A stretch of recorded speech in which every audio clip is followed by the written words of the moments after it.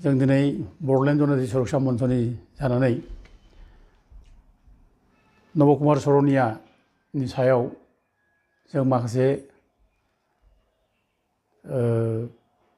फोसावनानै होनो सानदों। रायजो राजाफ्रा गोबाङानो मिथिनो लुबैयो, गोबाङानो सोंबाय थायो नब सर'नियानि केसआ मा जागासिनो दं। दा बेखायनो जोङो रायजो राजानो मिथिनो थाखाय जोङो एसे मोजाङैनो बुंफोरना होनो लुबैदों जे नब सर'निया थांनाय 2009आव बर' कसारी ट्राइबेल सार्टिफिकेट लानानै बियो 5 नं क'क्राझार लकसभा समस्तियाव MP जादों। नब सर'निया बर' कसारी नङा आरो सर'निया जाथिया ट्राइबेल नङा आरो नब सर'निया बर' कसारी होननानै बे ट्राइबेल सार्टिफिकेट लानाया बे इलिगेल इनभेलिड बे सोलिया। दा बेखायनो जों गासिबो बेफोर आयेननि बेरेखा हाबा मावनायखौ नायनानै जोङो नब सर'नियानि गासिबो डकुमेन्ट्सखौ लाजोबनानै बिनि हा हुनि रेकर्ड, बिनि बिफानि साख्रि लानाय जायनाखि फोरमानलाइफोर, बिनि स्कुलाव फरायनाय फोरमानलाइफोर, बिनि भटार लिस्ट, बेफोर गासिखौबो नायनानै जों फोरमान खालामनानै जे हाइकर्टआव जोङो केस होनाय जादोंमोन। जे नब सर'निया बर' कसारी नङा, बे ट्राइबेल नङा, दा गथिखे बिनि MP जानाया इलिगेल इनभेलिड, बिनि MP खौ दाननांगौ होननानै जों हाइकर्टआव केस होनाय जादोंमोन। दा लेखायावनो रोखा रोखा दंखायो, बियो बर'जों खुनु सोमोन्दो गैया, बिनि बिबै बिबौ गासिबो बियो हरिकस माने परिचया, बिनि परिचयाव खुनु बर'जों सोमोन्दो गैया। जारिमिनाव जानो हागौ मोनसे टाइमाव सर'निफ्रा बर'मोन, माने बर'निफ्राय सर'निया जाहैनाय बे जारिमिनाव जानो हागौ। बे जारिमिननि बाथ्रा, जारिमिनजों संबिधानजों गावबागाव आलदा आलदा मोनसे जायगा लायो। दा कनस्टिटिउसननि बाथ्रा आलदा, जारिमिननि बाथ्रा आलदा। दा जै नब सर'निया जारिमिना बर' कसारीमोन होननानै बेनो सार्टिफिकेट होनायाबो भुल, आरो बे बर' कसारी होननानै सार्टिफिकेट मोननो हाया बियो। आरो बिनि जायनाखि लेगेसि डाटा जेसेबां रेकर्ड दङ बेयाव बर' कसारीनि खुनु प्रमानबो गैया। ओंखायनो जों हाइकर्टआव बेखौ जों केस होदों। दा बेजों लोगोसे नब सर'निया जों लोगोसे सर'नियाफोरनो गोबां माने बर' कसारी होननानै ट्राइबेल सार्टिफिकेट होनाय जादों, ट्राइबेल संघआ होदों। दा जों बेखौ जों हाइकर्टआव केस होदों। लगे लगे माने गुवाहाटी हाइकर्टआ सर'नियाफोरनो सार्टिफिकेट दाहो, बिसोर ट्राइबेल नङा ओरै होननानै मोनसे इन्ट्रिम अर्डार होदोंमोन। दा बे हिसाबै हाइकर्टआ जोंनि फेभरावनो दंखायोमोन। दा जेब्ला नब सर'नियाखौ जों हाइकर्टआव केस होनाय जायो, खिन्थु दुर्भाग्य क्रमे हाइकर्टआ थाङै बिसार खालामनायनि उनाव बुंनानैसो होबाय जे नब सर'निया माबे जाथिनि जों बेखौ नागिरनो हाया, आरो लोगोसे बिनि माने ट्राइबेल संघआ जे बेनो कास्ट सार्टिफिकेट होबाय, ट्राइबेल संघ सार्टिफिकेट होनाया इलिगेल इनभेलिड बिदि होननानै केस होनायमोनब्ला माने केस होनाय जायाखै, कर्टआ माने दाननो हाया ओरै होननानैसो अर्डार होनाय जादों। बे अर्डारा मोजां जायाखै, ओंखायनो जों आरो सुप्रिम कर्टआव थांबावदों। दा सुप्रिम कर्टआवबो दुर्भाग्य जोंनिया जे बे समाव आसामनिनो माने चिफ जास्टिस रन्जन गगैआ दंमोन सुप्रिम कर्टआव। दा जोङो बिनिफ्राय जों न्याय मोनगोन जों सानखायाखै। दा बिथाङाबो जोंनि बे केसखौ जों आपिल खालामनायखौ बे माने बुंना होबाय जे नोंसोरो ट्राइबेल संघआ सार्टिफिकेट होनो हाया, ट्राइबेल संघ सार्टिफिकेट होनाया इलिगेल इनभेलिड होननानै नोंसोर मानो इसु फ्रेम खालामाखै ओरै होननासो बुंदों जोंखौ। दा अबयसे जोंना इसुआ बे ट्राइबेल संघआ सार्टिफिकेट होनाया इलिगेल इनभेलिड, दा जों बेखौ इसु खालामाखै जोङो। बे ट्राइबेल नङा, सर'निया आलदा जाथि, सर'नियाबा ट्राइबेल नङा, जोंना बे इसुमोन। ओमफ्राय आर्गुमेन्टआव जोङो माने ट्राइबेल संघआ सार्टिफिकेट होनाया इलिगेल इनभेलिड बे जिनिसखौ आर्गुमेन्टआव जों लाबोदोंमोन। दा थेवबो हाइकर्टआ आरो सुप्रिम कर्टआ जोंनि बे आर्गुमेन्टखौ माने खारिज खालामना होदों। दा जिखिथा जाथों जों बे समाव न्याय मोननो हायाखैमोन। बेनिखायनो जों आरोबाव जेब्ला 2014आव जेब्ला इलेक्सन जाबावो, बे इलेक्सन टाइमाव आरोबाव नब सर'निया जेब्ला दारायो, बे दारायनाय समाव जों आरोबाव केस होदों। दा बिनि केसआ दा दिनैसिम आरोबाव सुप्रिम कर्टआव दङ, आरो बे केसखौ माने जनजाति सुरक्षा मन्चआ आंनि नामावनो होदों, दावराव दैखेब नार्जारिनि नामावनो दा बे सुप्रिम कर्टआव दङ दा बे बिसाराव दंगासिनो दं जों डेटखौ दासिम माखासे उसुबिदानि थाखाय थाखा फैसा झामेला आरो माखासे जोंनि माखासे ओजोंहाय स्टेटआव जोङो सुपारभिजन कमिटियाव जायनाखि कमप्लेन होनाय बे कमप्लेन होनायनि प्रग्रेसखौ नायनानै जों सुप्रिम कर्टनि केसखौ जों दोनथ'नाय जादों दा जों सुपारभिजन कमिटियाव माने ज'नो जोङो जनाति सरसा मन्चनिफ्राय थांलायनानै कमप्लेन होनाय जादों आरो बेखौ जनरलाल बसुमतारी नामावनो बे कमप्लेनखौ होनाय जादों आरो सुपारभिजन कमिटियाबो माने CIDनि सुपारिनटेन्डेन्ट अफ पुलिस बेखौ दायथ' होनानै ओमफ्राय CIDनि सुपारिनटेन्डेन्ट अफ पुलिस उलुबारिनि बेबो जुदुमनि मालाकार होननाय गावसिनि IBनि इन्सपेक्टर बेखौ दायथ' होनानै नबसरनानि जायनाखि बेनि डकुमेन्टसफोर बिनि असे परिचय बेखौ नागिरदों तामुलपुराव नागिरनानै बिनि हा हुनि रेकर्ड बिनि साख्रिनि बिफानि साख्रि रेकर्ड बिनि स्कुलाव फरायनाय रेकर्ड बिनि भटार लिस्ट लिगेज डाटा गासिबो नायजोबनानै मोनबाय जे बे बर' कसारि नङा बे बर' कसारि जेबो सोमोन्दो गैया दा बे हिसाबै जुदुमनि जायनाखि मालाकार बेबो रिपर्ट होबाय जे बे बर' कसारि नङा बे बर' कसारि सोमोन्दो गैया बे हरुकसनिसो मानसि बियो दा गथिखे बिनि सार्टिफिकेटआ इलिगेल बे बाथ्राखौ जुदुमनि मालाकाराबो रिपर्ट हरदों माने CID माने सुपारिनटेन्डेन्ट SP नो दा सुपारिनटेन्डेन्ट SP आबो बेबो आरोबाव डाइरेक्टर माने माबानो मा होनो बेखौ WPTBC बेनो रिपर्टखौ होदों बे जुदुमनि मालाकारनि रिपर्टखौ दा जुदुमनि मालाकारनि रिपर्टखौ होनानै WPTBCआबो आरोबाव नबसरनानो मोनसे माबा हरदों सकस नटिस हरनाय जादों जे नोंनि जायनाखि ST सार्टिफिकेट दा बेखौ भेरिफाइ खालामनाय जाबाय दा नोंनि सायाव मा भेरिफाइ खालाम जाखो बे गासिबो रेकर्डखौ हरफानाय जाबाय दा नोंनि हानि रेकर्डआ माने बर' कसारि नङा नोंनि बिफानि परिचयआ बर' कसारि नङा बिबौनि परिचयआ बर' कसारि नङा नोंनि लेजिस्लेटाव माने बर' कसारि जेबो माबा गैया दा गथिखे नोंनि सार्टिफिकेटखौ मानो केन्सेल खालामनाय जाया मानो केन्सेल खालामनाङा बेबायदि सकस नटिस हरदों नों माबोरै बर' कसारि नोंनि सार्टिफिकेटखौ मानो केन्सेल खालामनाय जाया मानो खालामनाङा बिदि होननानै मोनसे सकस नटिस हरदों आरो बेखौ टाइम होदों बेनो सप्ता खननै गेजेरावनो नों बिनि रिप्लाइखौ होनांगौ बे नटिसखौ हरनाय जादों दा अबयसे आरोबाव मोनसे होबावदों जे सप्ता खननै गेजेराव नों जुदि रिप्लाइ होनो हास्लाबाबा नोङो मास मोनसे टाइम नों बिनानै लानो हागोन ओरैनो होबावदों खिन्थु रिप्लाइखौ होनांगौ दा बेबायदि होननाय जादों दा नबसरनाया खुनु रिप्लाइ होआखै ओरैनो थाबाय थादों बे दा रिप्लाइ होआसै गोबाव जाबाय जोंबो खबर लादों WPTBCआव दा जेब्ला चन्दना मन्थ्रि जायो बे मन्थ्रि थानाय समाव जोङो चन्दननि रुमावनो लिंहरलायनानै WPTBCनि सेक्रेटारि बिनिता पेगु बेखौ लिंहरनानै जों जावले सावरायदों आरो जों अफिसाव थांनानै सावरायदों दाननो थिनबाय थानाय जादों दा प्रसेस खालामगासिनो दं बे बाथ्राखौ बिनिता पेगुआबो बुंदोंमोन जों सिगाङाव प्रसेसा खालामाखै नङा खालामदोंबो जादोंमोनबो खिन्थु बारा गोबाव लेट जानायखाय जों बेखौ माने आरोबाव माने हाइकर्टआव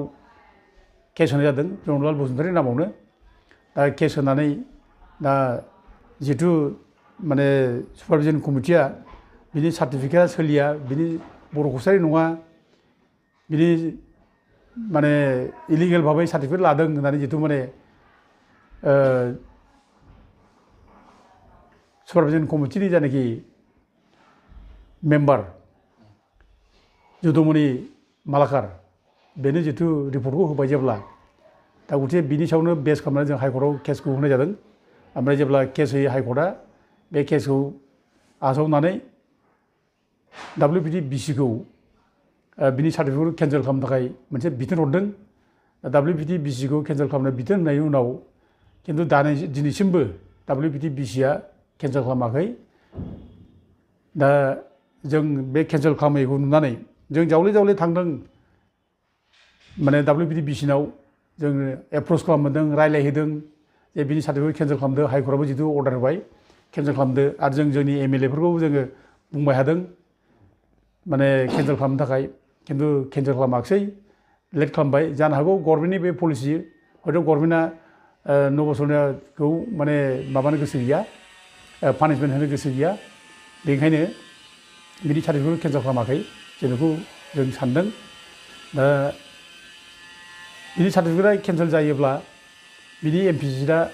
थाङो, एमपिआ थानाय नङा आरो बिनि एमपिआ दानजायोब्ला लगे लगे बिनि सायाव क्रिमिनेल केस जायो आरो अब्लानो बे जिबां माने गावनि बेथन जानाय बे सुजुग सुबिदा लानाय गभर्नमेन्ट अफ इन्डियानिफ्राय बेखौ बे रिफान्ड खालामनो गोनां जायो। बेनिखायनो जों बिनि सार्टिफिकेटआ केन्सेल जानांगौ होननानै जोङो दाबि खालामदों। दा दुखुनांथाव जाहैबाय जोंहा जोंनि गेजेराव सासे एमपि जालायनाय, रायजोफोरनि एमपि जालायनाय, बर' जाथि सिबिग्रा होननानै गावखौनो बुंना लाग्रा दिनै उरखावग्रा ब्रह्मआ मन्थ्रि जाहैबाय। दा बे मन्थ्रि जानाय समाव बिनि सार्टिफिकेटखौ केन्सेल खालामनानै होनो हानांगौमोन। दा केन्सेल खालामाखिसै, बे जोबोद दुर्भाग्य बाथ्रा। आरो लोगोसे इतिमध्य जोङो हाइकर्टआव माने सरनायाफोरनो सार्टिफिकेट जायनाखि होदों, बे सार्टिफिकेट होनायखौ लानानै जों कर्टआव केस खालामनानै जों चेलेन्ज खालामदों जे सरनायाफोरा ट्राइबेल नङा, बिसोरो माने बर' कसारि नङा। दा बिनि जायनाखि अर्डार होनाय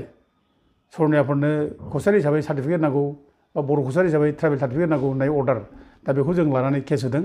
आरो जों दा केस होनानै केसाव जों देरहादों। जनरलाल बसुमतारी, आं, दाउला दैखेम नार्जि बा आरो लोगोसे जोंनि कख्लाबारि आनएमप्लयड इउथ माने इडुकेटेड इउथ एस'सियेसननि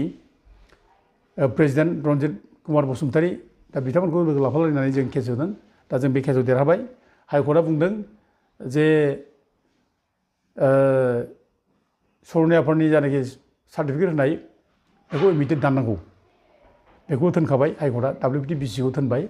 दा WPTBCआ इतिमध्य हाइकर्टनि बिथोन मोननानै सरनायाफोरनो जेसेबां सार्टिफिकेट होनाय दङ, बे सार्टिफिकेट होनायखौ माने जायनाखि अर्डार होदोंमोन बेखौ उइथड्र खालामनानै लाबाय। सरनायाफोरनि होनाय सार्टिफिकेटआ इनभेलिड जाबाय, दा सोलिला गासिबो। दा बिसोरो बे सार्टिफिकेटखौ लानानै खुनु साख्रि बाख्रि नागिरनो हाया, सोरबा MLA MPबो दारायनो हाया, सुजुग सुबिदा लानो हाया, बेबायदि मोनसे अर्डार जोङो हाइकर्टनिफ्राय मोननो हाबाय। दा बे हिसाबै नब सरनानि सार्टिफिकेटआबो इनभेलिड जानानै थाबाय। दा बियो दा एमपि जानानै दंब्लाबो दा हाइकर्टआ जेनोखि अर्डार होबाय, बे अर्डार होनायनिफ्राय बिनि सार्टिफिकेटआ इनभेलिड जाबाय। बेजों आरो गोदानै बे एमपि जानो हालिया, बे दारायफिननो हालिया। जों रायजो राजानो बे बाथ्राखौ जों माने बुंफोरनो लुबैयो जे एबार नेक्स्टआव नब सरनाया जेसेबांखि रंजाया मानो, जेसेबां फुरथि खालामा, जिखि बुङा मानो, बे दारायनो हालिया, बे एमपि जानो हालिया, बिनि सार्टिफिकेटआ इनभेलिड जाबाय, बेयो सोलिलिया। दा बेनिखायनो बे जोंनि बर'फोरनि थाखाय मोजां खबर। दा जों एबारनि जायनाखि इलेक्सन जागोन, फैगौ इलेक्सन पार्लामेन्टनि, बे पार्लामेन्ट इलेक्सनाव जे जोंनि गेजेरावनो जोङो सासे केन्डिडेट जों बासिलायनानै जों हरनो हालायसिगोन। दा 10 बोसोर जों जे खोमाना लादोंमोन बे सिटखौ, ट्राइबेल नङि मानसिनो जे जों होनानै ट्राइबेल नङि मानसिजों जों सेना लाजादोंमोन, बर'नि सत्रु, बर' बेरेखा नब सरनाया जों सेना लाजादोंमोन। एबार जों मोनसे सुख मोनबाय जे एबार जोंनि गोमानाय जायनाखि एमपि रिजार्भ सिट, बे रिजार्भ सिटखौ जोङो जोंनि आखायाव लाबोफिननो हाबाय। दा ओंखायनो एबार बर'आनो दारायनो हासिगोन बा ट्राइबेलानो दारायनो हासिगोन, बेखौ जों रायजो राजानि सिगाङाव जों फोसावनो हायो। दा नैबे बिनि सार्टिफिकेटआ जे केन्सेल जानांगौ, बे सार्टिफिकेटआ केन्सेल जाब्लानो जे बिनि एमपिआ थांबाय। दा बे जिनिसाव जों दा दिनै जर होगासिनो दङ। दा एमपि जोङो उरखावग्रा जोंनि माने मन्थ्रि उरखावग्रा ब्रह्मखौ जोङो खालामजानो लुबैदोंमोन जे खालामथों होननानै। बिथाङा माने गावनो जिहेतु WPTBCनि मन्थ्रि बे हिसाबै बेहा माने आखाइ दङ, बे गोसो जाबा बिनि सार्टिफिकेटखौ केन्सेल खालामहरनो हायो। जिहेतु सुपारभिजन कमिटियाबो रिपर्ट होखाबाय बिनि सार्टिफिकेटआ इनभेलिड, इलिगेल, बे बर' कसारि नङा, बेखौ स्पस्ट बुंखाबाय। आरो नब सरनाया श'कज नटिसबो जाखाबाय। बे खेत्रआव जोंना उरखावग्रा ब्रह्मआ बेखौ माने जेबो सानना लाबानो, बे बर'नि जाथिनि सेन्टिमेन्ट दंब्ला बियो, बर'नि थै दंब्ला बियो नब सरनानि सार्टिफिकेटखौ बे केन्सेल खालामना हरनांसिगौ। खिन्थु जों जावले जावले माने एप्रच खालामसेयावबो, जावले जावले आसा खालामसेयावबो जोङो दासिमबो बिनि सार्टिफिकेट केन्सेल खालामनाय जों मोनाखै। बेनिखायनो जों दा जनरलाल बसुमतारी नामावनो आरोबाव हाइकर्टआव मोनसे कन्टेम्प्ट केस होनाय जाबावबाय। जिहेतु हाइकर्टआ जिहेतु माने WPTBCखौ बिनि सार्टिफिकेट केन्सेल खालामनो थिनखादोंमोन। दा केन्सेल खालामनो थिनसेयावबो हाइकर्टनि अर्डारखौ मानियाखै। दा बे हाइकर्टनि अर्डारखौ मानियैनि थाखाय हाइकर्टखौ अफमान खालामनाय जाबाय बे कन्टेम्प खालामनाय जाबाय होननानै जों कन्टेम्प केस होनाय जाबाय दा बे केसा हयथ' टाइम लाबाय दा बे टाइम लाब्लाबो हयथ' खैदिननि उनावनो बे खै मासनि उनावनो बे अर्डारखौ मानिनांगोन हाइकर्टआ बिथोन होयोब्लानो WBDBCआ 9 बोसोरनि सार्टिफिकेटखौ केन्सेल खालामनो हरनो गोनां जागोन मानोना बे कन्टेम्प केस क्लियारखा 9 बोसोरनिया बर' कसारि नङा बे प्रमान जाखाजोब्बाय आरो बिनि सार्टिफिकेटआ इलिगेल इनभेलिड बे प्रमान जाखाजोब्बाय माथ्र अफिसियेलि बिनि सार्टिफिकेटखौ केन्सेल खालामना हरनांसिगौ बेल'सै दा बाथ्राया खायफा बुंनो नागिरो बिनि सार्टिफिकेट केन्सेल खालामाब्ला बे होमब्लाथ' इलेक्सन गेलेफिनगोन ओरै होननो नागिरो बे नङा बेनि सार्टिफिकेटआ इनभेलिड जाखाजोब्बाय दा बे सार्टिफिकेटखौ लानानै बे इलेक्सन गेलेहाला दा माथ्र बिनि सार्टिफिकेट केन्सेल खालामनांगौ खारनाव जाबाय बेखौ पानिशमेन्ट नांगौ बियो माने गावनि बेथन जानाय गावनि इसेबां बेनिफिट लादों सरकारनिफ्राय बेखौ रिफान्ड खालामफिननांगौ बे पानिशमेन्ट मोननांगौ दा बेनि थाखाय जों बेनि सार्टिफिकेट माने केन्सेल खालामहरजानो जों लुबैदों आरो केन्सेल खालामहोनांगौ आरो बेनि थाखाय जोङो जेरैबाबो जों जुजिगोन आरो जोंनि अधिकारखौ जों मोनथारनांगोन दिनै बर'फ्रा एथ' गोबाव थगायजाबाय एथ' गोबाव जों 10 बोसोर मोनसे गावनि अधिकारखौ सेयार लाजानाया बिराद गिदिर बाथ्रा दुखुनि बाथ्रा बेफोरो जों मानो मालायजों सेयार लाजानो दिनै गावनि अधिकारखौ जों मानो खोमाना लानो आरो पलिटिकेल अधिकारा बिराद गिदिर अधिकार गावनि पलिटिकेल अधिकारखौ जुदि खोमाना लायोब्ला जोंहा मा थाबावनो